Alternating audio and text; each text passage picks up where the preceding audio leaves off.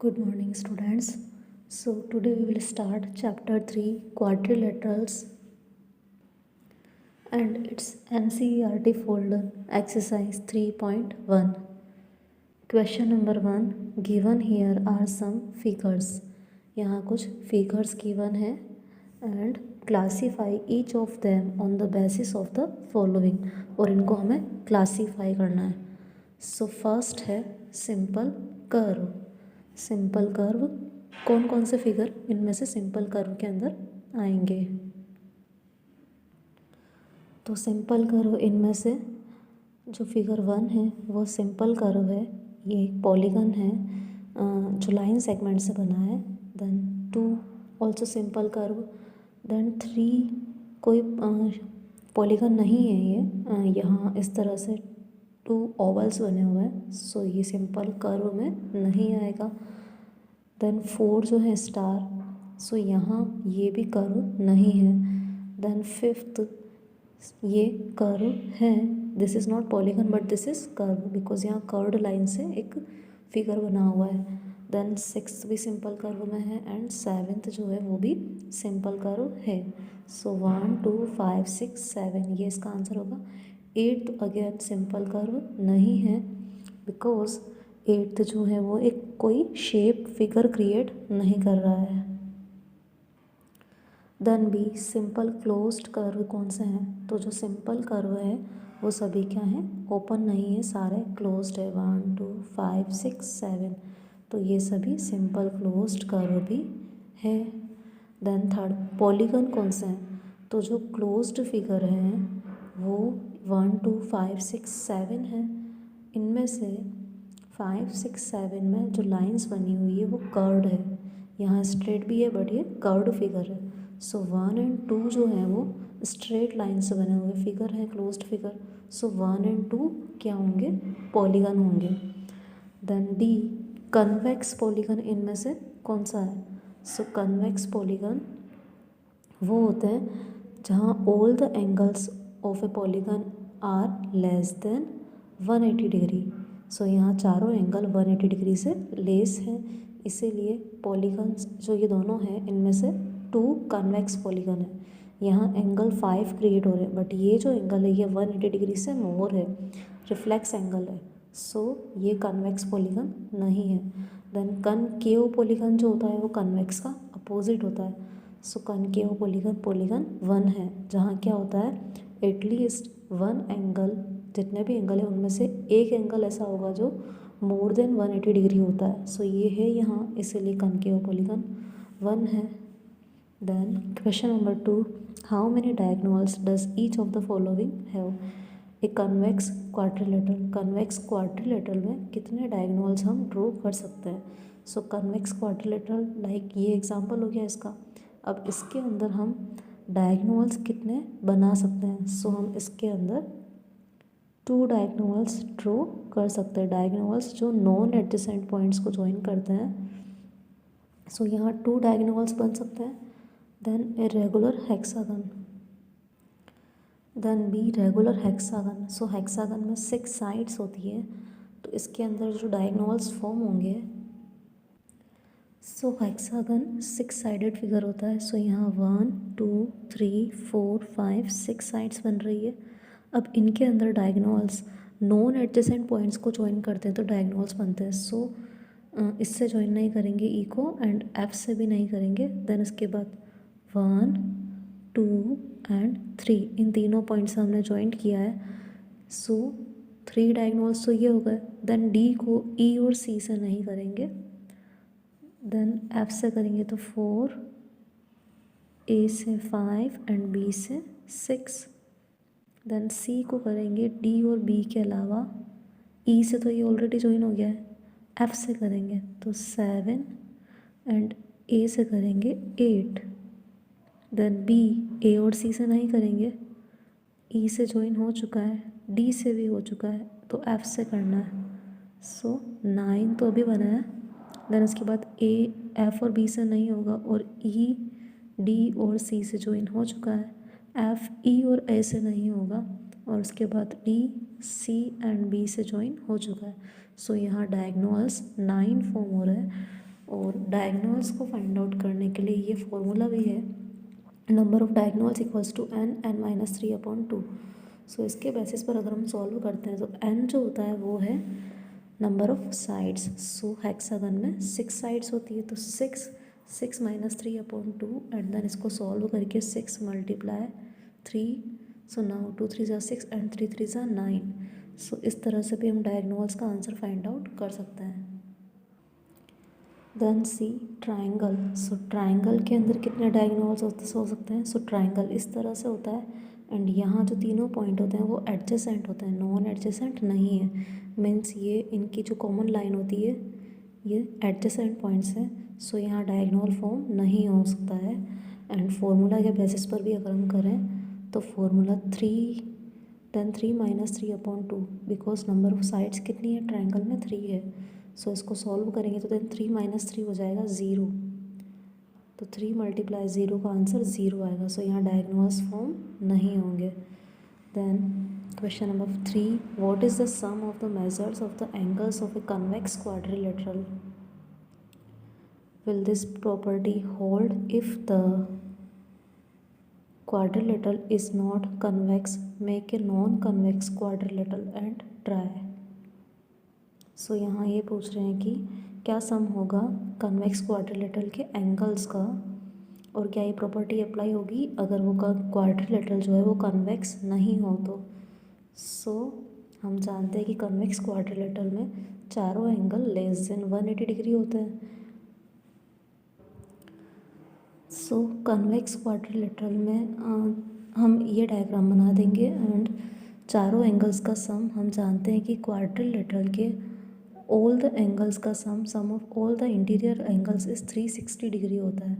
सो इनका जो सम होगा वो 360 डिग्री होगा। एंड देन हमें ये पूछा है कि क्या ये कनकेव एंगल मीन्स ये कन्वेक्स क्वाड्रिलेटरल नहीं हो तो देन ये कौन सा होगा? कनकेव क्वाड्रिलेटरल होगा। सो क्या ये प्रॉपर्टी कनकेव क्वाड्रिलेटरल पर अप्लाई होगी? सो हम ये नॉन कन्वेक्स क्वाड्रिलेटरल में इस तरह से डायग्राम बना लेंगे एंड यस ये प्रॉपर्टी यहाँ अप्लाई होगी बिकॉज चाहे क्वाड्रिलेटरल किसी भी टाइप का हो कन्वेक्स या नॉन कन्वेक्स उनका सम 360 डिग्री ही होता है। Then question number 4, examine the table, each figure is divided into triangles and the sum of the angles deduced from that. So यहाँ इस टेबल में फिगर्स बने हुए हैं देन उनकी साइड्स एंड एंगल्स का सम गिवन है। So this is 3 sided figure, 3 angles हैं और ट्राइंगल के तीनों एंगल्स का सम 180 डिग्री होता है। Then this is 4 sided figure 1 2 3 4 and this is diagonal. So ये डायगोनल इनको 1 और 2 ट्राइंगल्स में डिवाइड कर रहा है और एंगल का सम किस बेसिस पर आएगा बिकॉज यहाँ 2 ट्राइंगल्स बन रहे हैं तो 1 ट्राइंगल के एंगल्स का सम जो होता है वो 180 होता है। तो देन 2 ट्राइंगल्स के एंगल्स का सम कितना होगा? 180 को 2 से मल्टीप्लाई करके 360 डिग्रीज का आंसर आएगा। देन इसी तरह से 5 साइडेड फिगर पेंटागन है ये 1 2 3 4 5 एंड यहाँ 2 डायगोनल्स ड्रॉ किए, नॉन एडजेसेंट पॉइंट से मिलाया इनको, ये दोनों एडजेसेंट है। सो 3 ट्राइंगल है और 1 ट्राइंगल के एंगल्स का सम 180 है तो देन 3 ट्राइंगल्स के एंगल्स का सम मल्टीप्लाई करके। सो यहाँ क्या हो रहा है कि जो साइड्स होती है उनमें से हम उसका डिफरेंस मीन्स उसमें से 2 माइनस करते हैं। ये फॉर्मूला है जो यहाँ अप्लाई हो रहा है। सो इसी तरह से यहाँ 5 है तो देन 5 में से 2 माइनस करेंगे तो 3 हमें मिल जाएगा। तो ये पता चल रहा है हमें कि कितने ट्राइंगल्स फॉर्म हो रहे हैं उसके लिए आप नंबर ऑफ साइड में से 2 को माइनस कर दो यानी n-2 × 180 डिग्री फॉर्मूला यहाँ अप्लाई हो रहा है। देन इसी तरह से ये 6 साइडेड फिगर है। सो यहाँ 1 2 3 4 ट्राइंगल्स फॉर्म हो रहे हैं तो 6 - 2 4 × 180।